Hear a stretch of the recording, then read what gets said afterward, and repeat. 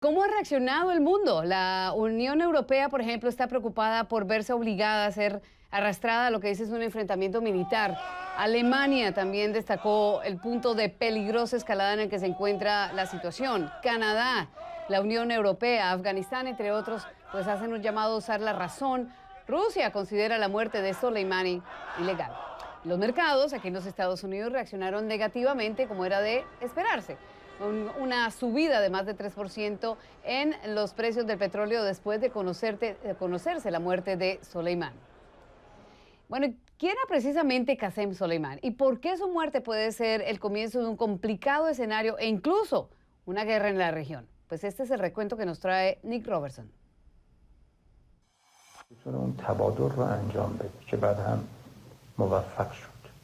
La muerte del comandante más reverenciado y temido de Irán, Qasem Soleimani, constituye una enorme ausencia en la máquina de guerra iraní.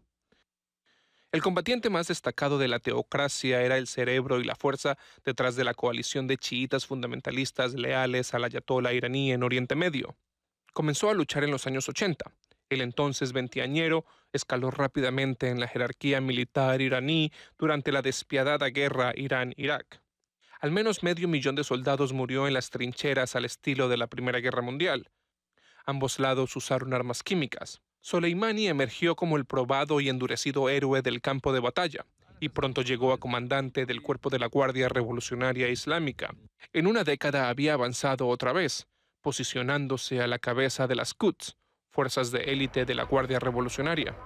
Después de que Estados Unidos invadiera Irak en 2003, Soleimani se convirtió en el hombre clave que ordenaba y distribuía los fondos a sus leales para eliminar a las fuerzas estadounidenses. El sello de sus ataques en sus inicios fue el envío de letales dispositivos improvisados diseñados para atravesar el blindaje de los Humvees, vehículo militar multipropósito que rociaban a los soldados en su interior con cobre fundido. En 2007, los comandantes estadounidenses tenían a Soleimani en la mira en Irak, pero no fue eliminado. En la década siguiente, durante la escalada de la guerra en Siria, Soleimani fue fundamental para mantener en el poder al dictador sirio Bashar al-Assad. Mucho antes de que Rusia comenzara a apoyar a Assad, se veía a Soleimani, para entonces mayor general, recorriendo el campo de batalla impartiendo órdenes a las fuerzas iraníes. Se había convertido en el visionario de Teherán en el extranjero, alineando la agenda expansionista de las teocracias de los aliados en Irak, Siria, Yemen, con su poderoso socio Hezbollah en el Líbano. En años recientes, Teherán promocionó la imagen de Soleimani en su patria. El líder supremo Ayatollah Ali Khamenei, en una muestra desacostumbrada de generosidad, le otorgó altos honores militares. El régimen estaba reforzando su estatus no solo como héroe de guerra, sino como héroe nacional. No hay nadie de su icónica estatura esperando tras bambalinas para reemplazarlo. Irán está debilitado sin él. Nick Robertson, CNN, Londres. A cerrar la semana nos invitamos como siempre a que nos acompañen también en nuestras diferentes plataformas digitales. Estamos en facebook.com/CNNTusa. En Twitter nos encuentran en @CNNTusa y también en la página de internet de CNN en español, cnnespañol.com/directo USA. Yo los espero vía Twitter, mi dirección ahí la tienen en pantalla, y Molinares CNN.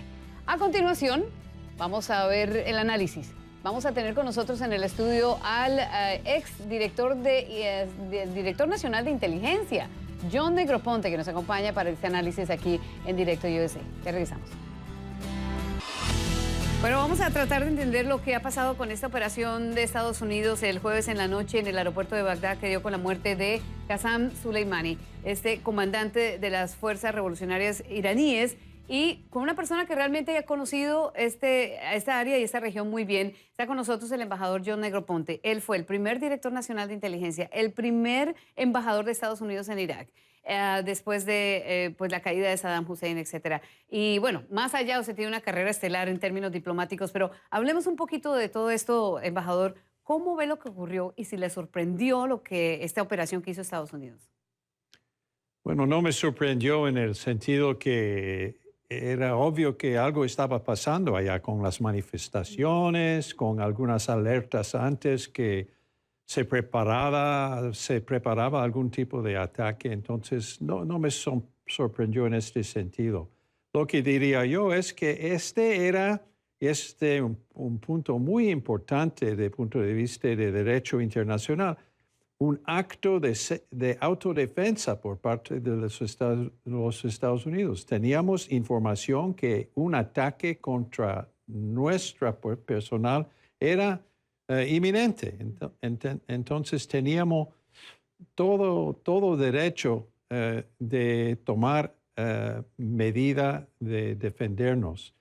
Y no es como algunas personas los caracteriza un acto de guerra por parte o una escalada por parte de nosotros. Eso es lo que están diciendo. Mero ser autodefensa. Eso es lo que están diciendo los demócratas. Esto es, el presidente Donald Trump está provocando una guerra en la región, está obligando a Estados Unidos a ser parte de una guerra innecesaria en este momento. Sí, pero yo diría que hay que poner estos eventos en su contexto, ¿no? Por meses, Irán ha realizado ataques contra buques que pasaban por los estrechos de Hormuz, ataques contra la infraestructura de Arabia Saudita, continuando sus actividades paramilitares en varios países, inclusive, por último, armando un ataque contra la embajada americana en Bagdad. Y parece que el señor Soleimani era la persona directamente responsable. ¿Por qué dice eso? Usted obviamente lo siguió por muchos años como director nacional de inteligencia. Bueno, yo tengo mucha confianza en que, bueno, en primer lugar, tenían suficiente inteligencia para saber dónde precisamente estaba el señor Soleimani. Y estaba en Bagdad. Y se supone que sabíamos algunas otras cosas también. Yo creo que teníamos una conocimiento de los planes que querían realizar las fuerzas paramilitares en Irak y se veía la necesidad de tomar medidas. Yo tengo mucha confianza. El señor Pompeo no es solamente secretario de Estado, ha sido también el director de la CIA. Estaba en la Comisión por Inteligencia en el Congreso antes de sumarse a la administración. Entonces, diría yo que es alguien que comprende, que conoce muy bien cuestiones de inteligencia. Más allá de que los demócratas digan que no hubo, no hubo consultas, por lo menos los demócratas dicen no hubo consulta con los 8 más importantes del Congreso, etcétera. Demócratas y republicanos, a pesar de las diferencias, están de acuerdo que Soleimani era enemigo de los Estados Unidos. ¿Qué tan grave y qué tan, digamos, efectivo era este enemigo para Estados Unidos, Soleimani? Bueno, muy efectivo. Es responsable por la muerte de muchos soldados americanos en Irak. Civiles también, porque cuando yo dirigía la embajada en Bagdad, perdimos alguna gente que estaban trabajando allá como civiles para el beneficio del pueblo de Irak. Ha creado realmente y dirigido un red de fuerzas paramilitares en varios países del Golfo Pérsico, ¿no? En Líbano, en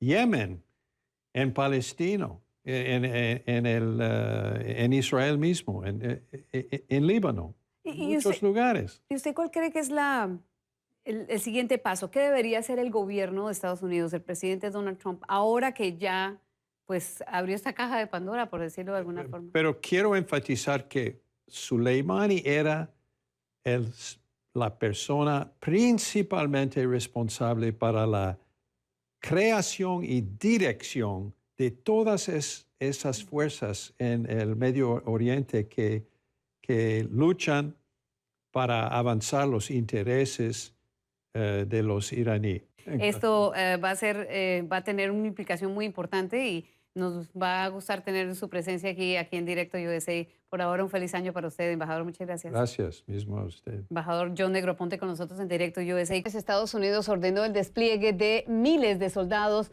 a Medio Oriente ahora que las tensiones se han incrementado con la muerte del líder iraní y en momentos en que Irán promete una venganza severa.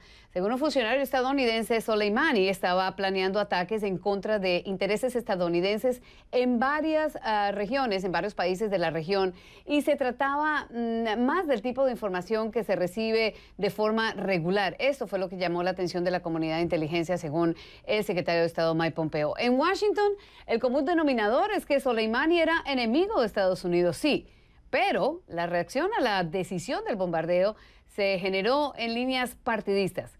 Así nos lo cuenta Isabel Morales.